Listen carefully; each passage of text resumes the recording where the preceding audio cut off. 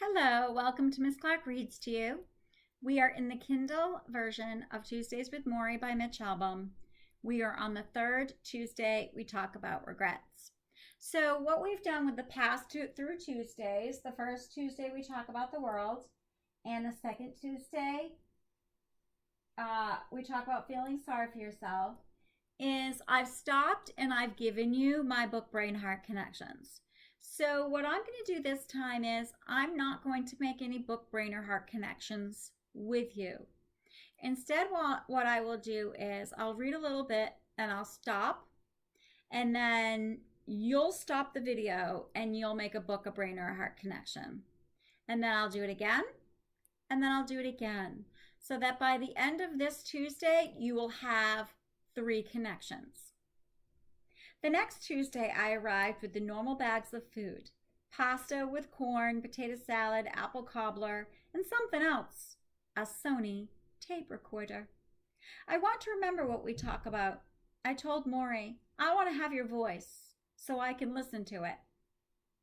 Later. When I'm dead? Oh, don't say that. He laughed. Mitch, I'm going to die. And sooner, not later. And he regarded the new machine. So big. I felt intrusive, as reporters often do, and I began to think that a tape machine between 2 people who were supposedly friends was a foreign object, an artificial ear. With all the people clamoring for his time, perhaps I was trying to take too much away from these Tuesdays. Listen, I said, picking up the recorder. We don't have to use this if it makes you uncomfortable. He stopped me. He wagged a finger and then hooked his glasses off his nose, letting them dangle on the string around his neck, and he looked at me square in the eye. Put it down, he said. I put it down. Mitch, he continued softly now, you don't understand. I want to tell you about my life. I want to tell you before I can't tell you anymore. His voice dropped to a whisper. I want someone to hear my story. Will you? I nodded. We sat quietly for a moment. So, he said, is it turned on? Now, the truth is, that tape recorder was more than nostalgia. I was losing Morrie. We were all losing Morrie, his family, his friends, his ex-students. His fellow professors, his pals from the political discussion groups that he loved so much, his former dance partners, all of us, and I suppose tapes, like photographs and videos, are a desperate attempt to steal something from Death's suitcase. But it was also becoming clear to me, although his courage, his humor, his patience, and his openness, through all of this, that Morrie was looking at life from some very different place than anyone else I knew. A healthier place, a more sensible place. And he was about to die. And some mystical clarity of thought came when you, as if some mythical clarity of thought came when you looked death in the eye. Then I knew Morrie wanted to share it, and I wanted to remember it for as long as I could. So stop the video here and make a book, brain, or heart connection, and then play. Okay. The first time I saw Morrie on Nightline, I wondered what regrets he had once he knew his death was imminent. Did he lament lost friends? Would he have done much differently? Selfishly, I wondered if I were in his shoes, would I be consumed with sad thoughts of all that I had missed? Would I regret the secrets I had hidden? When I mentioned this to Morrie, he nodded. It's what everyone worries about, isn't it? What if today were my last day on earth? He studied my face, and perhaps he saw an ambivalence about my own choices. I had this vision of me keeling over at my desk one day, halfway through a story, my editor snatching the copy even as the medics carried my body away. Mitch? Morrie said. I shook my head and said nothing, but Morrie picked up on my hesitation. Mitch, he said, the culture doesn't encourage you to think about such things until you're about to die. We're so wrapped up with egotistical things.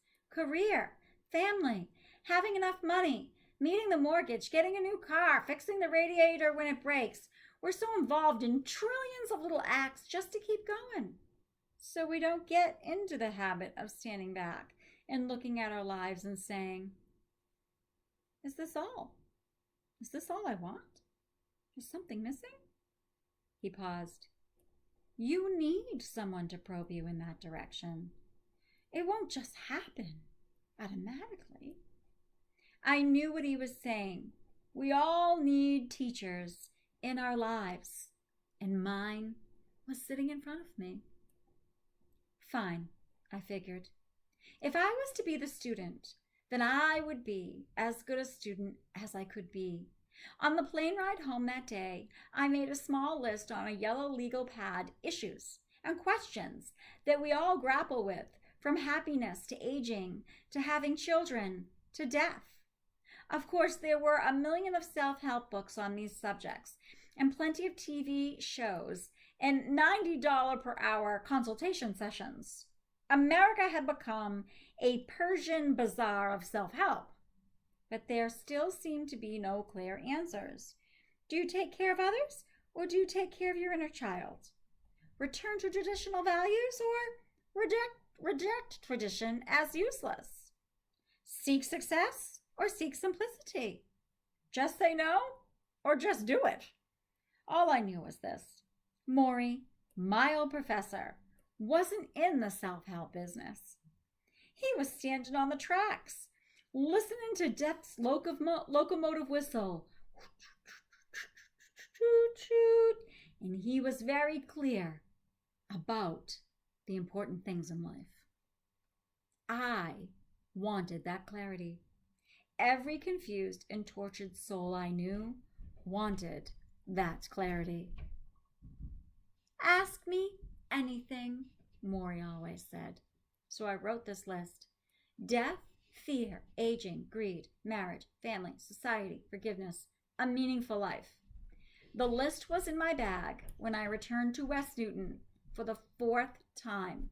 A Tuesday in late August, when the air conditioning at the Logan Airport terminal was not working and people fanned themselves and wiped sweat angrily from their foreheads, and every face I saw looked ready to kill somebody. Stop there, make a book-brain-heart connection, and then turn the video back on. Welcome back. We have one more connection to make at the end of this Tuesday. And we are in a flashback. It is italics on my Kindle, if you want to see my Kindle. So that's how we know it's the italics signals that it's a flashback. So we're going back into the 70s.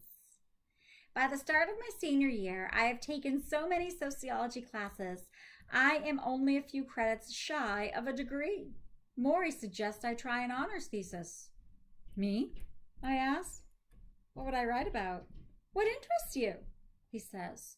We bat it back and forth until we finally settle on, of all things, sports. I begin a year-long project on how football in America has become ritualistic, almost a religion, an opiate for the masses. I have no idea that this is training for my future career. I only know it gives me another once-a-week session with Morrie.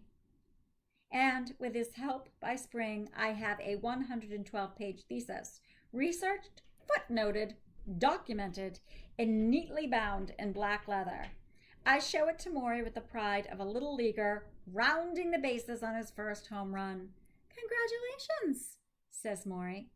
I grin as he leafs through it, and I glance around his office, the shelves of books, the hardwood floor, the throw rug, the couch. I think to myself that I have sat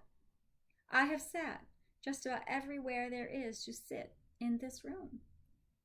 I don't know, Mitch, Morrie muses, adjusting his glasses as he reads, with work like this, We may have to get you back here for grad school. Yeah, right, I say. I snicker.